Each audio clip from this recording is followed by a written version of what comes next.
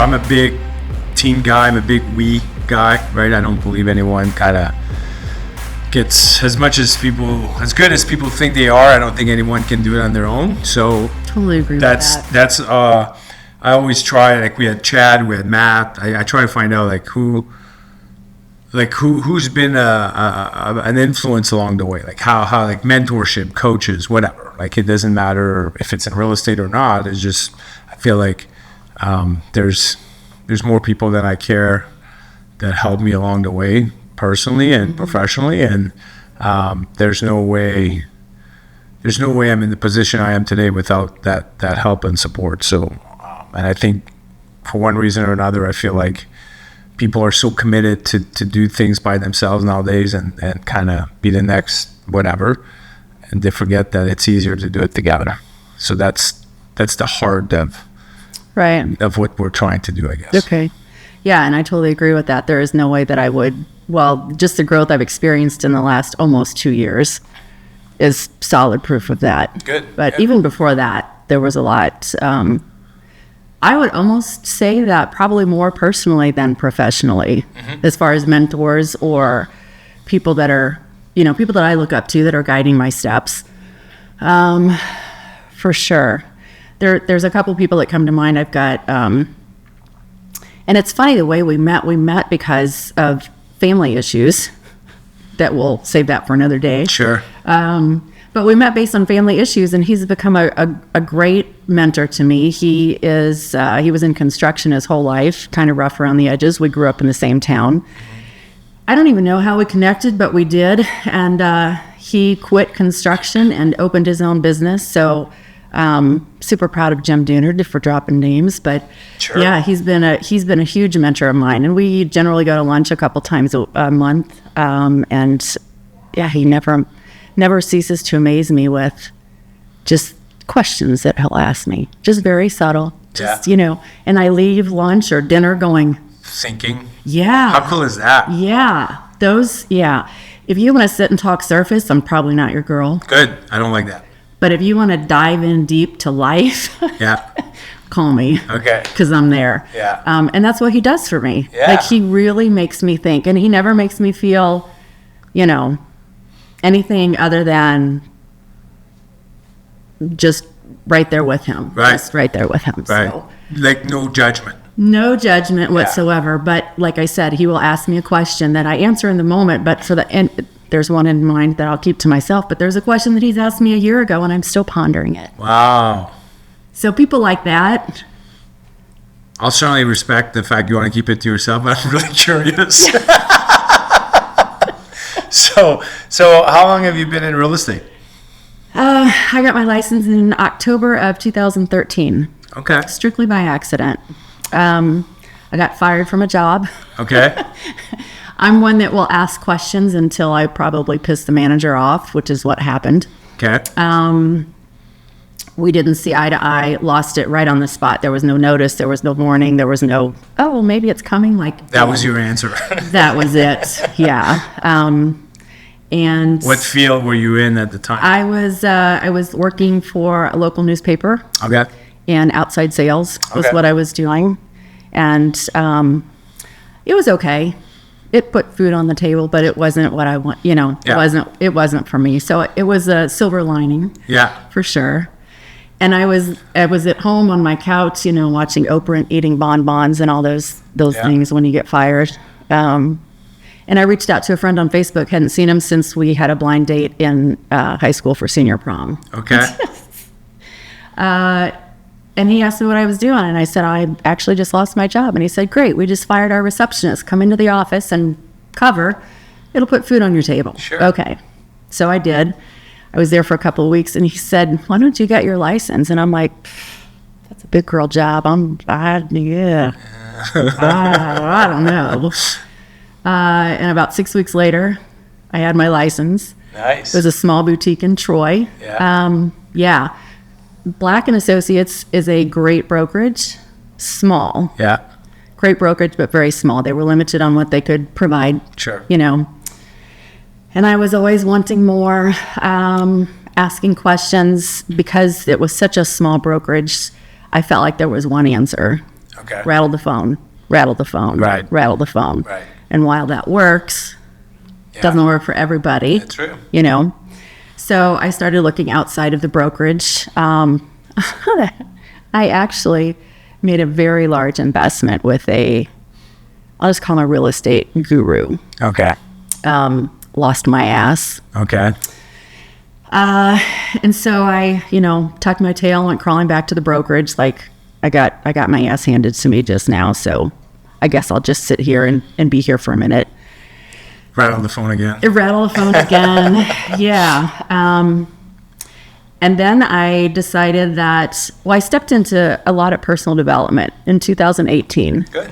And What would prompt you to do that? I was at a gas station in Troy, minding my own business, David. And out of the corner of my eye, I see this chick that has her back to me, but she's tattooed from head to toe. She's got this long, flowy skirt. She owned her stuff, Yeah. And so when she was talking to somebody that I knew, so when they stopped talking, or actually when they stopped talking and she said something, I was like, oh my God, that's Kelly. Kelly was my neighbor years ago, but she didn't look like that when I knew her. Gotcha. Okay. So obviously I approached her and I was like, girl, you look amazing. Like, what is your story? What's going on? Yeah. And so she introduced me to this program that she had been Okay. a part of.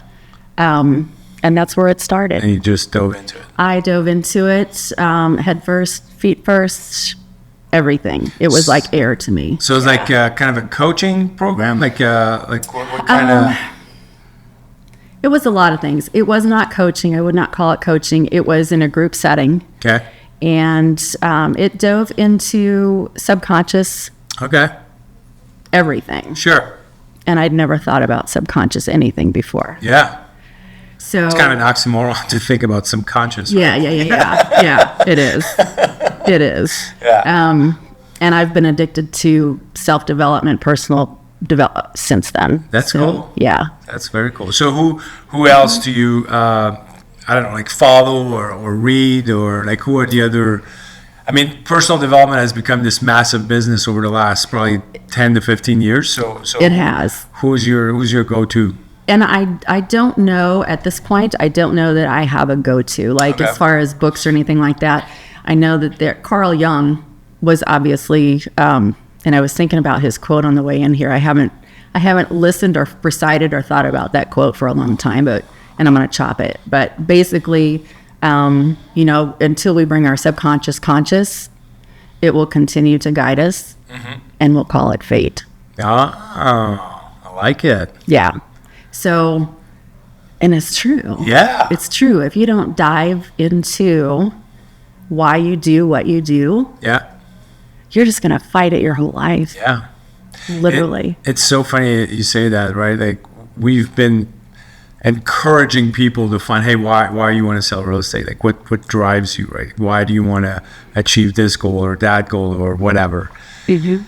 And I can't tell you over the last 15 years how many times I'll stand in front of a room, and every time you get to that point, like eyes are rolling, and it's just people like just kind of, and I always think it's one of two things, and this is just my personal experience, my personal opinion, but it's either there's a fear of truly kind of looking into and identifying and finding an actual why. Absolutely. Or they're just completely disconnected and don't have one and kind of clueless about it. You know what I mean?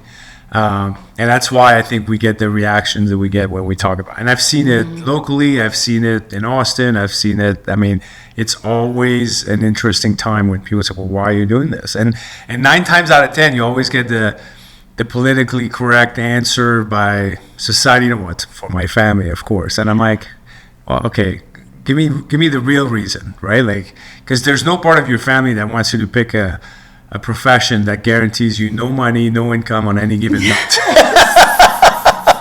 None of them's like, oh, this is a great idea. Let's go. I would agree with that. And I think your first thought was, people don't want to look inward. Yeah. That's why I say if you want to talk surface, I'm probably not your girl, but you want to dive deep, then call me, because Yeah, there's nothing I love more than that. That's awesome. For sure. Well, it's real. Like it helps create movement, right? Like it's. So when did you find Keller Williams? How did you find us? Well, going back to that, I actually stepped away from real estate, not completely. This is 25, 24, and late 22, early 23, I guess. And the goal was to open my own coaching business. Okay. And it was specifically for parents of estranged adult children. Okay. And people. That's a very specific. It's very specific. Yeah. And I am living proof on both sides. I'm estranged from my family. Okay. Because I wanted to live my own life for no other reason, and they wanted me to live their life. Gotcha. So I stepped away from that. And then I have a daughter who is estranged, and she has 3 of my grandbabies. Oh, okay. So it was very personal to me. For sure. And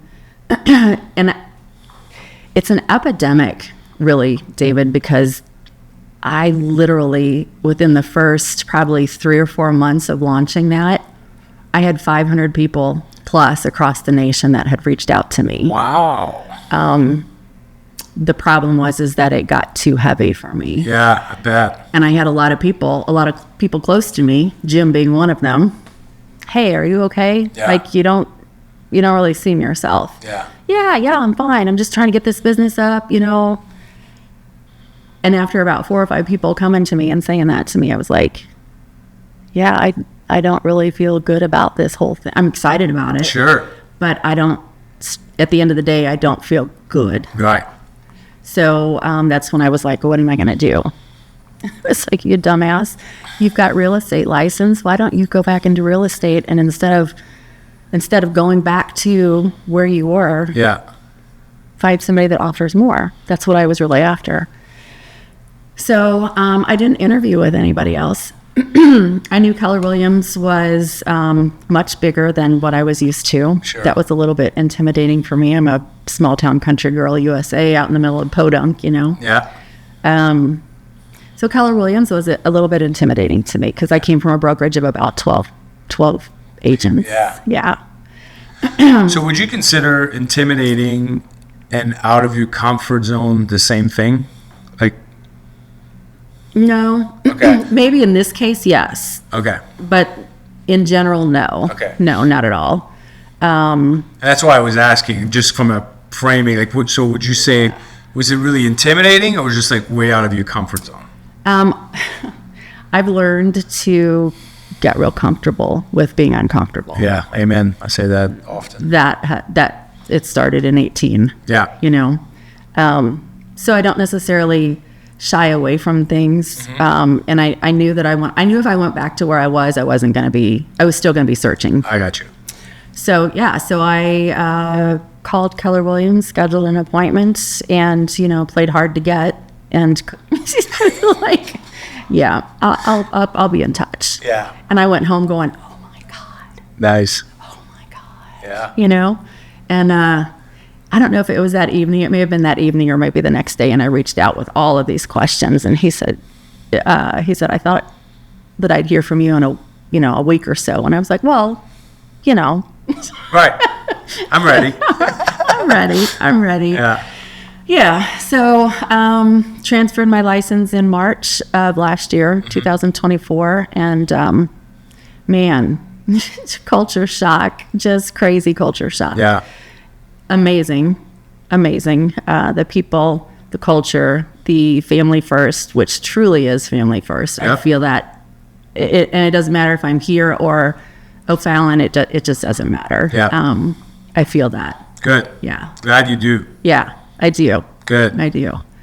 So, Yeah. I mean, you've heard me saying this before, right? I'm a huge believer in team. I grew up in sports. I can't win alone. And that's, I think, our way of unifying and teamifying our organization is to do it from that perspective. And I love the fact that you see it and feel it. So that's awesome. yeah. So how did that impact your journey, right? Coming back into real estate and then join this environment, how did that impact your journey? I think that before I was growing personally only. I was not growing professionally, which is what I was searching for. If you step into Keller Williams, yeah, I've got so much to say right now. If you step into Keller Williams and, maybe it's not for you and that's okay, but you can't blame Keller Williams for not providing what you need. It's there, in my opinion, it's there, period. You have to choose to make that happen. The one thing that I will say, and maybe this is a rabbit hole that I should say for another day, but since you can cut and edit and all that stuff. Sure can. I am, first off, thank you for promoting Kathy because she is spot on in my book. Good. And I've had this conversation with her, like, how do we retain the people that we have? Because I feel like there's so many people, and maybe that's just part of the bigger real estate world that I'm not used to. I don't know. However, how do we retain the people that we get? Because we bring these people in and then they leave. Where is, like, why are they leaving? Where is the missing piece? Can we do something about that missing piece? And so I totally lost track with what your question was, David, at this point. However, well, I'll answer your question, Yes. and I'll reframe mine. So I think you kind of answered it, right? You said earlier, like, if you come over, like, and it may not work for you, it's not because we don't have, like, Yes, there's yes, a match yes. that may not fit. Yes. Right? And I think that's part of the answer that you're saying is that Right. sometimes we're just not a fit. Like, Right. there's people that want different things out of life and don't necessarily are looking to pursue growth professionally or personally. And when one of the two is not in line, it just, we're weird. I mean, that's all there is to it. Like, I mean, think of it, if you had a sports team and your goal is to win a championship and my goal is just to be on the team, like, it's going to be weird. Like, we're not going to get along, right? Yes. And it doesn't mean that you're wrong or I'm wrong. It's just Yes. like, hey, this is not, we're not in alignment here. This isn't going to work out, right? No alignment. Yes, So, that's perfect. so my big thing is, I know you've had a really good year, and there's a lot of things that you've implemented, I guess, and that changed the trajectory that you've been on. So tell me about some of those things.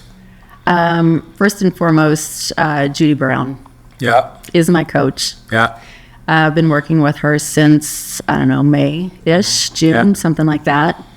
And I mean, I've always wanted to work with a coach. That was another thing that wasn't offered before. Yeah. Maybe I could have sought it out outside of that, but I've always toyed with that. So when that opportunity came up and Judy reached out, I'm thinking, oh, gosh, more big girl stuff. Oh Yeah. man, Yeah. But she has been, and granted, I've not had another coach, but she's been the perfect coach for me. yeah. I believe that. For sure. I think our hearts and the way we think are very much aligned. Yeah. Life experience is very much aligned. She's got a lot. Yeah. Yeah. And the more I know her, the more I'm learning that. Yeah. We just had a conversation this past week about some pretty crazy life stuff. Yeah. So first and foremost, I accredit that because she's been wonderful for me. And it's the little things, people always think that it takes these gigantic, enormous steps, and that is intimidating. Yeah. That's intimidating. And in reality, it's not those big, giant, hairy, scary steps at all. It's just tweaking the things that you're already doing. That's right. And she has connected so many dots for me and brought to light so many blind spots for me.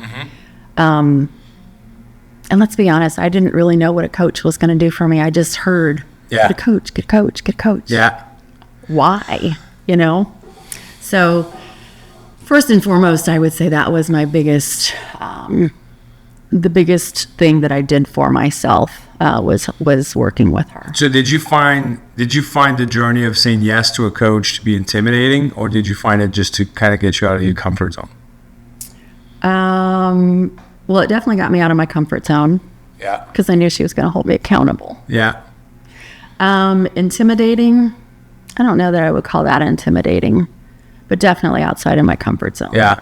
Well, and I'm not suggesting one or the other. I just think it's interesting how, I don't know, I'm a firm believer in coaching. I've been coached personally, professionally, obviously as an athlete, and I get lost without it, I guess. You know what I mean? And it's interesting how a lot of people have, like, the perception that people have around it. And I don't think people have an issue with coaching. I think you nailed it. I think people have an interesting relationship with accountability. And until you figure out that relationship, really empowering someone to allow you to coach you at the highest level gets really hard. Would you agree with that? Or Wholeheartedly. Yeah. Wholeheartedly. And I mean, let's be honest, nobody wants to be held accountable. Nobody wants that. But I do want the result it's going to get me. Right. I don't want anybody to hold me accountable, you know? It's like when you're 18, you leave the house, you're like, yes. Yeah. Until you get to your first month's rent. Yes, until you need help. That's right. Until you need help. That's right. So yeah, that was probably the if there was a worse part of working with a coach, it was that I knew I was going to be held accountable. Yeah. And at the same time, I knew that's what I needed. Right. And I had to get to that point. Right. I had to get to that point. No doubt. And I still, I mean, people are popping up into my mind right now about, man, I really wish you would hire a coach. Yeah. I really wish you would hire a coach. And they're just not ready yet. I don't know why. I don't know what their story is. Sure. They're not ready. Yeah. Yeah. So let's fast forward. Let's try to, look in the future. What's the next 2 or 3 years look like for you? What are you looking to accomplish? As somebody who's as deep as you are and kind of as thoughtful and prepared as you are, like what, I'm sure you've got some sort of map in mind that you want to achieve and get done. So how do we help you? Where are we going? Wow. I will tell you that the other day I thought, I've got my 1 year in place. Uh-huh. But what about 5 year? What about 10 year? And, I'm looking at this coming year, I'll be 60. So it's not like I'm 25 again. Sure. So things look a little bit different. Yeah. And I thought, what is it that you want to do? Like, where's your heart's desire? What do you want to do? Mm-hmm. And out of nowhere, because I've never had this thought, is that I want to take a year off and I want to travel the world. Nice. Have I ever thought? And I'll thank you for that, because we were sitting in here. I don't even know what it was. Yeah. We were sitting in here and you were like, $100,000. Okay. A year. What about a month? And I know everybody was like. Yeah, it was a weird. And then it was a week. Yeah. And then I don't know if you said it or if I thought you said a So day. what do you get in a day? Yeah. And just. Yeah. That's why I like to be in your space. Yeah. Because you push that. So yeah, so out of nowhere came, I want to take off a year and travel the world. And what does that look like at 65? I have no idea, but that's what I want to do. Sure. So yeah, so I need to build this. I need to get it in place so that, in 5 years, I'm not, damn, I wish I would have done that. No, that's right. I saw a quote the other day that said, instead of saying, what would you say I'm proud of? Instead, I wish I did. And that would be kind of perfect, right? Like, absolutely. So 5 years. So what was that, 2030, 2031? So January 1 of 2030 or 31, whichever you pick, you go somewhere and that's your year. And then at the end of it, you come back and you say, I'm so proud of, boom. And yeah. You visited how many countries? I hadn't even, like, this just birthed. Yeah. Literally days ago. Yeah. So I don't know. I mean, I have friends in Germany. I have a Germany heritage. I have friends who live in Belgium. He's been dying for me to come over and stay with him. Yeah. I have another friend who goes to Germany all the time. So I feel like Germany is my first step. Yeah. But yeah, cultures, like, I don't want to be a tourist. I want to go where the locals go. I want to feel what they feel, see what they see, hear. That's. Yeah. Yeah. We're not doing museum. We're finding like holes in the walls and yes. like the true story of these locations and all that. That's awesome. You need to map it out. I'm going to tell Judy to make you map it out. I'm going to tell Coach, she said, hey, you need to get Susan to map this out so we can all like She does fine by herself.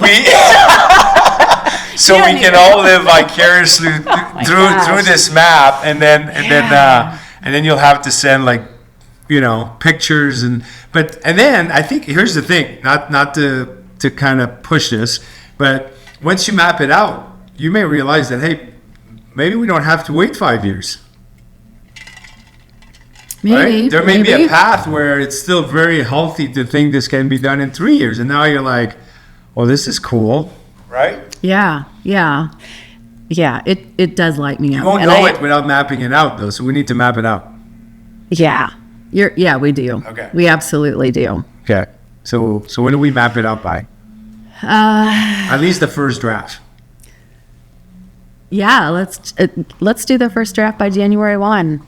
Oh, okay.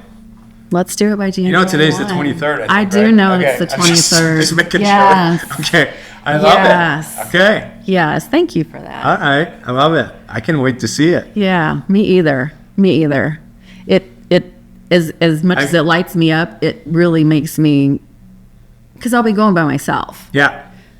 Which I'm not. I'm used to doing things by myself. Sure. I've been single for 100 years by choice, but yeah, it's a little nerve wracking. Like, how do I know? It's not safe there. Oh, but that's where I want to go. Yeah. So how do I figure that out?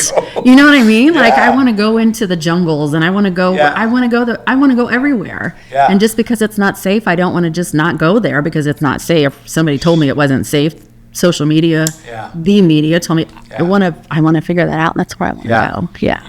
I feel like you want to ask questions as to why it's not safe. I do. Or verify for your own. I do. Right. I want to know. That's funny.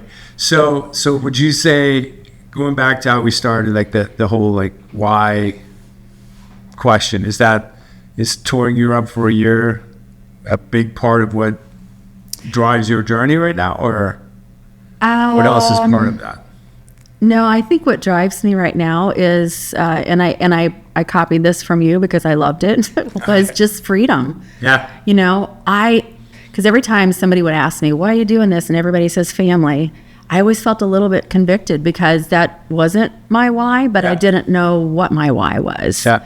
And so, that's actually part of my main affirmation that I say every day is the freedom just to, travel more, to be with those that I love, to do the things that I love with those that I love.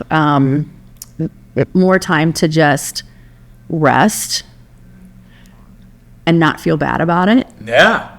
Which is a big one for me based on some childhood stuff, and then to be able to just give generously. Like, I live so simply, and I like it that way. I'm a minimalist. So I don't have all those needs. Sure. As long as I have a reliable vehicle and a roof over my head, I'm good. Yeah. In fact, a tiny house on 100 acres would be perfect for me. Yes. That I just want the freedom to be able to do all that and not have to worry about any of it. Yeah. That's awesome. Yeah. Well, I can wait to see your map. Ugh. I'm really I can't wait to see my map. There you go. I love it. This is so awesome. And I'm so glad you've taken the time to come hang out. We're at the beginning of our journey with this, and I'm having so much fun talking to people and hearing their stories. I can't wait to share this with everybody. You're a gem. This is going to be awesome. I can't wait for people to kind of see and hear who you are and how awesome you are. And thank you. And I want to be part of this trip somehow. So we're going to help you get there, and I can't wait to. I think as you map it out, and I'm excited now. I feel like 3 years is too long because I want you to go so we can live through it. I know. Yeah. That's awesome. Yeah. Me too. Yeah. And your love of sports, that's who you are. Yeah. And I can relate to that because I'm a softball girl. Cool. Didn't go to the same level that you did, but I played hard when I played. Yeah. And I'll tell you that when we were in Branson, Coach Perry. He was awesome, wasn't he? Oh my gosh. Yeah. There was a time where he was speaking, and those ugly snot bubble cries where you just can't catch your breath. There was a few of those when he spoke. Oh my God. I was one of them. Yeah. And I thought, is anybody else crying? Like, why am I the only one acting like this? But yeah, he wrapped it up beautifully. Yeah, he was awesome. He was awesome. You know, it's cool that his team won the state championship. I know. Yeah, so we kind of kept track of it, and he did really well. So Yeah. kind of a fun way for him to finish the year for sure. Mm-hmm. Well, listen, I appreciate your time. I appreciate your transparency. Yeah. I can't wait to keep working with you and to help build your map, or at least get you to your first country and then live through it. But this is awesome. Thank you so much. Thank you. I appreciate the time and the invitation for sure. Yeah. You got this?